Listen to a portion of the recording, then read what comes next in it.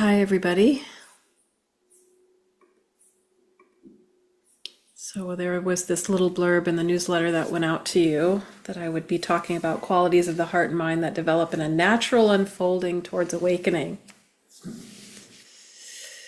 And a little bit about how these qualities give us strength for the journey of our lives. And so there are many qualities that the Buddha instructed us to develop, wholesome qualities like loving kindness and compassion. But today I want to talk a little bit about these 7 qualities that in English it's usually translated as the 7 factors of awakening, which is a natural unfolding that begins with mindfulness, meaning it's natural. It's a natural process of awakening that we are really conditioning to unfold in our lives, in our practice, really just by beginning with mindfulness, and then 6 more qualities of mind naturally arise. So, and I'm going to talk about how these can show up in our formal practice and touch on in practice in daily life, on the cushion, off the cushion. This is showing up for people as they're practicing. And I want to point out to people how it might be showing up in, maybe even subtle ways that might be unexpected. And emphasize the naturalness of this, just as much as we are very accustomed to our minds falling into patterns of suffering, our minds getting tangled up, our minds getting bound up in habitual kind of anxieties and difficult, just all the difficulties, the stress, the dukkha of life. If you're familiar with that word, the stress that we experience. It's equally natural for us to, when we begin this practice, start to experience an unfolding. It shows up, might be more obvious at some times and less obvious at other times, but there is a lawful and natural unfolding that takes place when we start practicing mindfulness. And so these are called the 7 factors of awakening in English. I love the Pali word for this. I love the word that is in the language of the Buddhist teaching, which is the Bojjhanga. Right? The Bojjhanga, it's pretty cool. It sounds fun and it is delightful. So it starts off with mindfulness. I'm just going to name these 7 qualities. I'm going to talk about each of them. First is mindfulness. Second is investigation of phenomena that's happening in the present moment. This is investigation of what's happening right now in the body, in the mind. And so mindfulness leads to investigation of what's happening right now, which leads to energy, a courageous energy to continue with the practice. It energizes the practice, this investigation that feels like interest, feels like intimacy with our experience. That's really interesting. And then so we have this courageous energy to keep on going.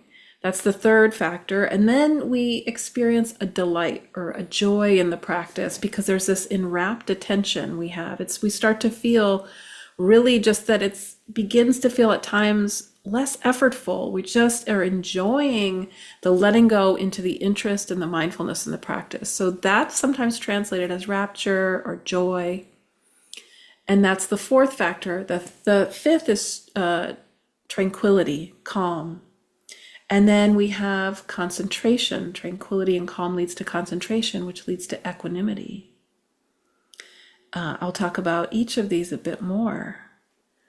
And I like to talk about this because, really what we're doing, a lot of what we're doing in practice is deconditioning the mind from habitual patterns of suffering, including our sense of limitation for what we can experience, our sense of limitation, many of which may have been handed to us culturally. They've been conditioned in that this sense of that sense of a small self is often what we experience. Just me, myself, stuck in this cycle of, falling back into the same kind of habits of getting entangled. And we may have, I run across it in my interactions with so many practitioners and have experienced this so much myself and it's this, a lot of people with habits of self-criticism or a sense of not unworthiness. And what we're doing a lot in our practice is deconditioning the mind.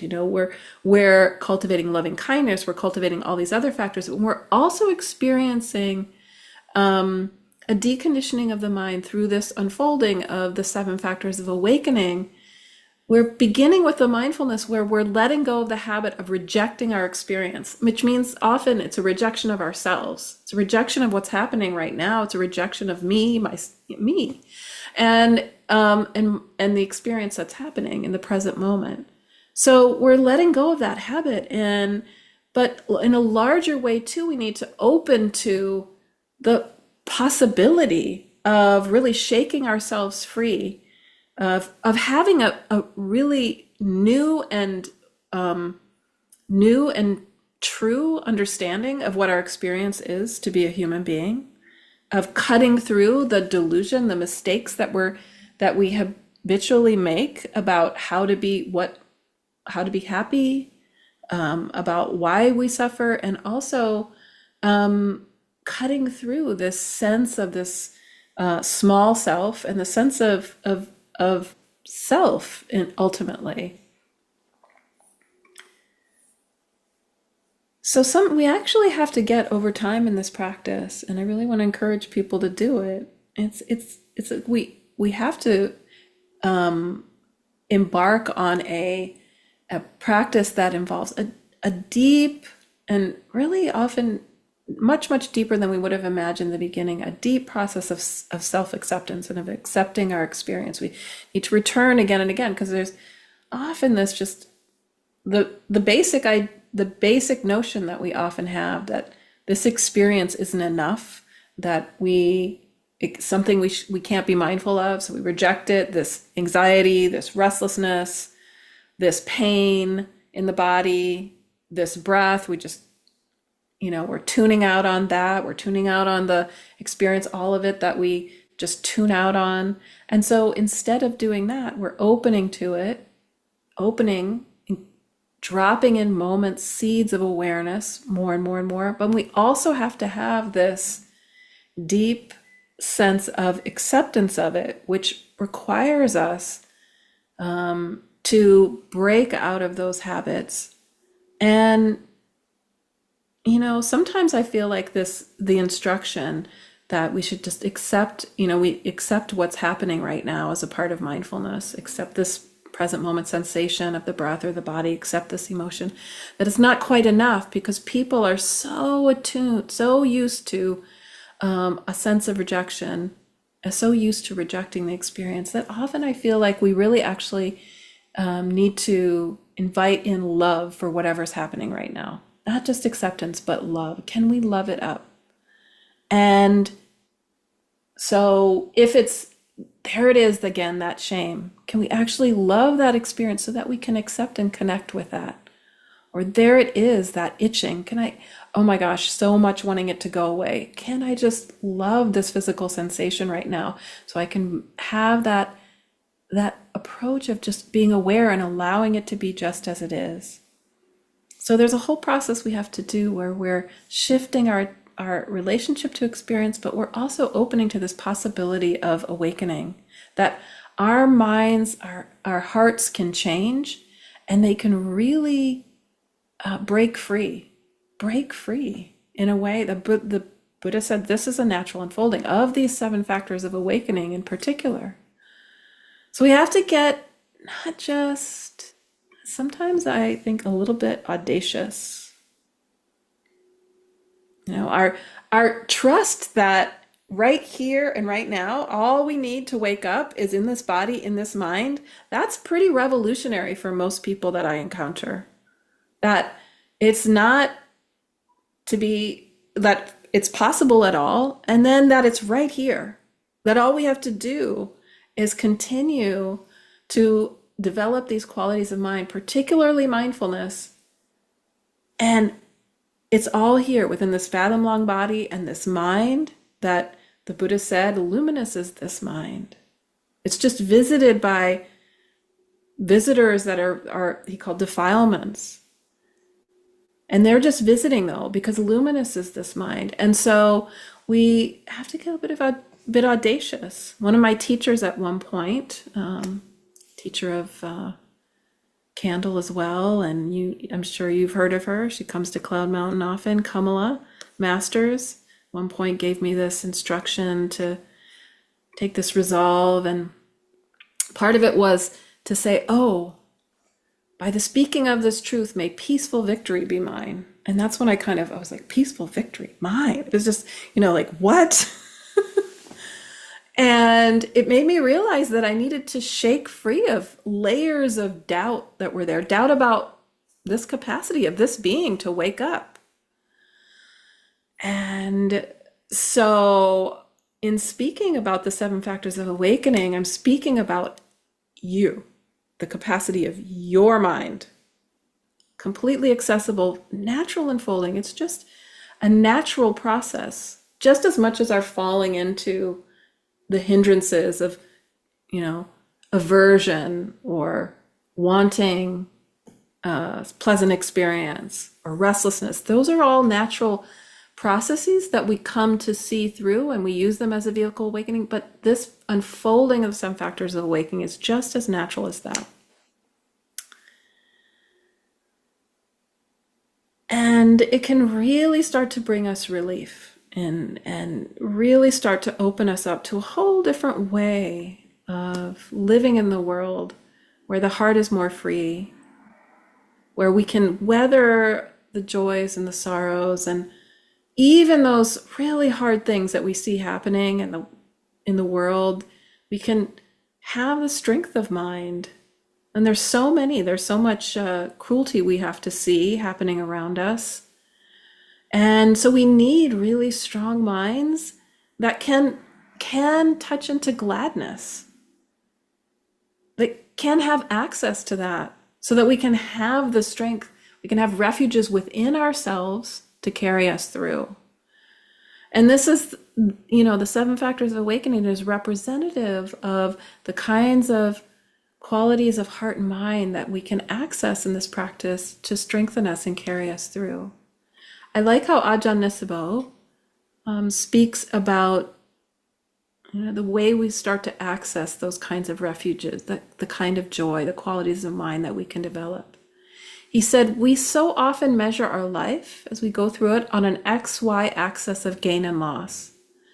But often when we begin to practice, it's as if we open up this whole new Z axis and you find experience deepening and widening and broadening. And this is how, if we bring transcendent karma, intention, to a life, it transforms it utterly. So we're opening to the potential for this natural unfolding to happen, the natural unfolding of the Bojjhanga.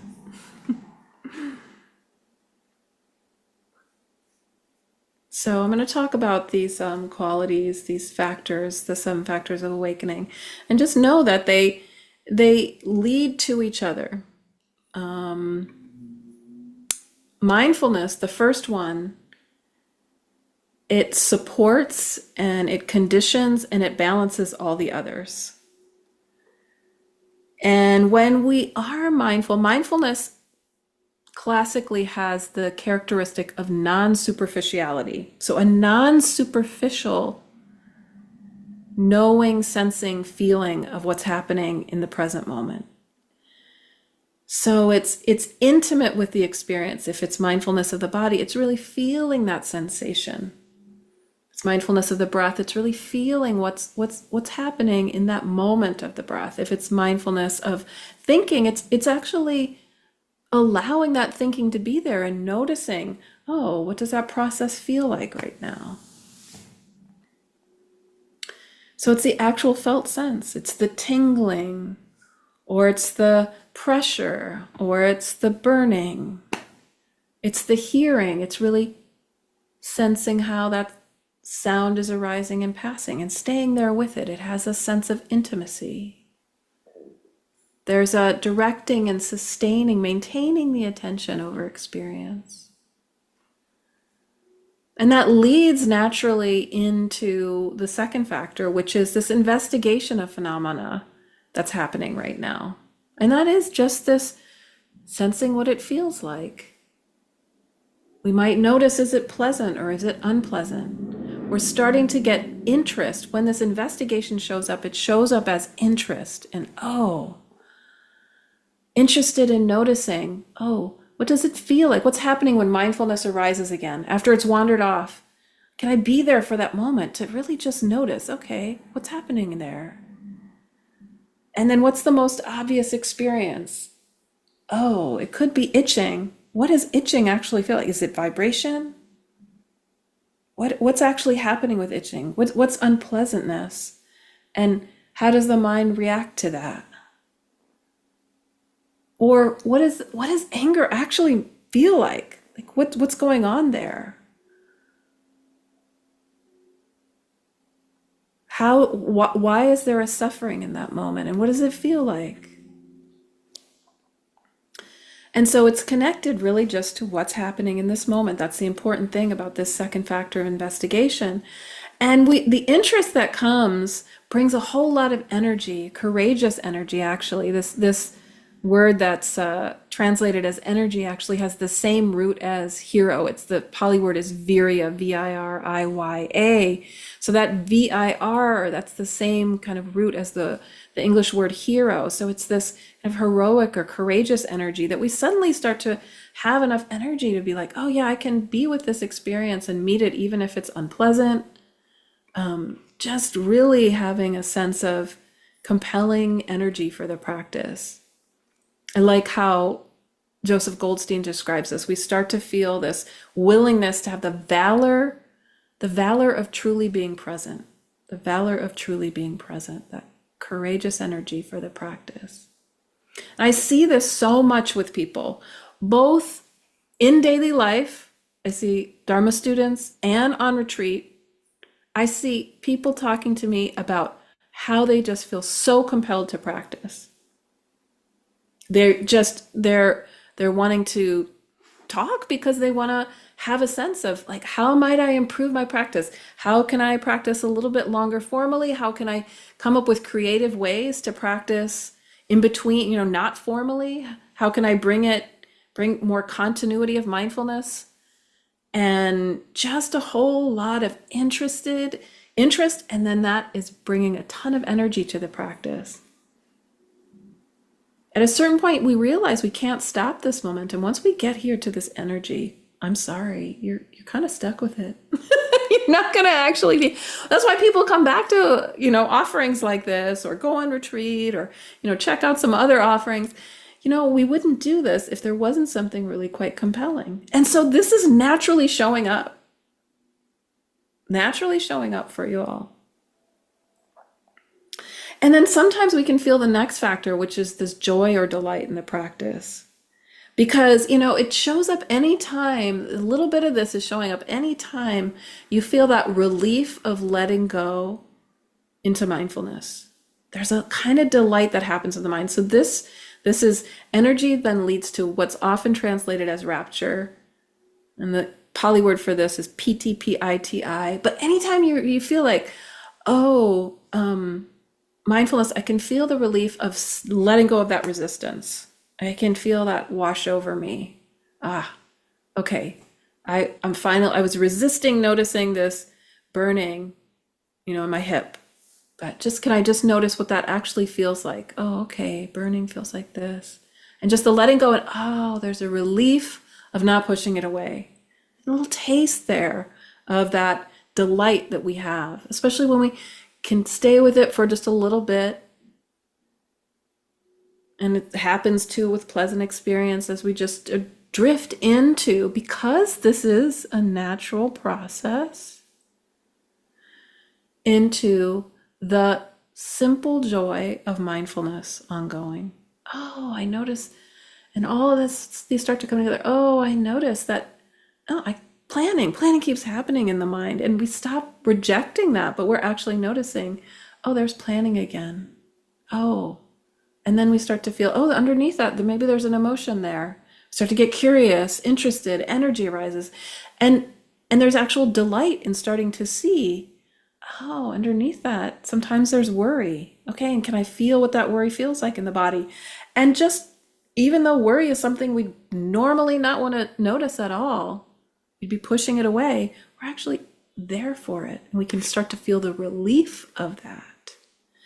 And then calm starts to enter in at some point in time. Calm, tranquility, and this can actually, this is quite subtle compared. We're starting to go into now what are called the calming factors. The other ones that I've talked about besides mindfulness were the energizing factors of awakening, the energizing bojjhanga. And now we're on the calming factors. And so this is subtle, and sometimes people can be really unfamiliar with the extent, the the depth of calm that we can experience through the practice. And so we can even start to get a little bit afraid. It's like, or just a little shaken up. Is calm? Oh, calm feels like this. And we can get a little even afraid. But it's a beautiful, beautiful thing that enters in, and people start to get surprised. I could feel this amount of calm. The mind starts to settle down. And then that leads to concentration. And concentration we can just think of very simply as a continuity of mindfulness where all of the other factors are really flowing into a sense of even more effortless continuity of mindfulness. That's really all it is, the concentration. It's this momentary concentration, and we're able to really sustain the attention, maintain the attention on our experience in an ongoing way. And it doesn't have to be just the anchor at all. It's just this continuity of mindfulness. It can be with very different experiences, noticing thinking, and then noticing a sensation, noticing sound, and then feeling a sensation of the breath, and maybe staying through one inhale, one exhale. But we're there for it. We're accepting and allowing the experience, and there's a continuous, steady experience of that. And that leads to equanimity, which is, I think, the best translation for this now. It's a little bit different than the equanimity that we're talking about when we're talking about the equanimity as a Brahmavihara. But equanimity here is, as a factor of awakening, is more specifically about non-reactivity. Now we're not so reactive to the shift and change of pleasant, unpleasant, and neither experience that we have. That's our experience as human beings, ongoing, all of us. No, actually all sentient beings, no one excepted, no one is omitted from this predicament of this flow of pleasant, unpleasant, and neither. And we start to see that more and more, and we start to see that when we react by pushing it away or trying to hold on, we suffer. Mindfulness and the whole unfolding of the factors of awakening illuminate that for us, and we naturally start to let go. The mind wants to go towards peace. As a natural experience, the mind wants to go towards peace. We don't have to do anything to make that happen. We start to see that peace is in this direction of non-reactivity, and the non-reactivity starts to show up in our lives more and more. So we can see this sometimes in our formal practice, sometimes it's showing up as we're going through our daily lives. So early on in my practice, I remember having a taste of just some of this very early on. It's what started to make the practice really compelling for me. I was just practicing for very short periods of time then, like 5 minutes. And I was I was using an anchor for my attention in the body, but I was also just, I was allowing myself to notice what else was arising, emotions and so on. And I remember sitting just for a very short period of time, and I noticed this loneliness arising, this emotion of loneliness. And it's immediately very familiar to me. And then I noticed that there was a thought, the thinking that was conditioning it. It was just like a thought that I was lonely. It's like, I'm lonely. And then my mind went to, wait, this is like, it was just a really old thought. It actually wasn't true. It was like, I had at that time, I had developed a really great group of friends, and I had a great partner. And I noticed this as just a habit of mine to think that I was lonely and then feel loneliness. And that loneliness actually just went away at that time. And I saw through the fact that I was reacting habitually to this thought that was arising. And I didn't need to. The thought was unpleasant, but it was just a habit. And immediately a bit of equanimity entered in, at least in relationship to that particular pattern. And so just in those moments for me, even early on in the practice, there was the 7 factors of awakening came in those moments. Mindfulness led to interest. Oh, what is this loneliness? And then I was able to actually accept what it felt like and see with interest, what's going on here? Oh, there's thinking happening. And I didn't have to do any thinking to see, oh, this is just me reacting to a thought. And I don't have to believe the thought because I was noticing it as a process. And that can happen too. Just as we're going about, we don't have to be sitting formally. I was barely sitting formally. I was sitting for 5 minutes. But I invited in mindfulness in that time.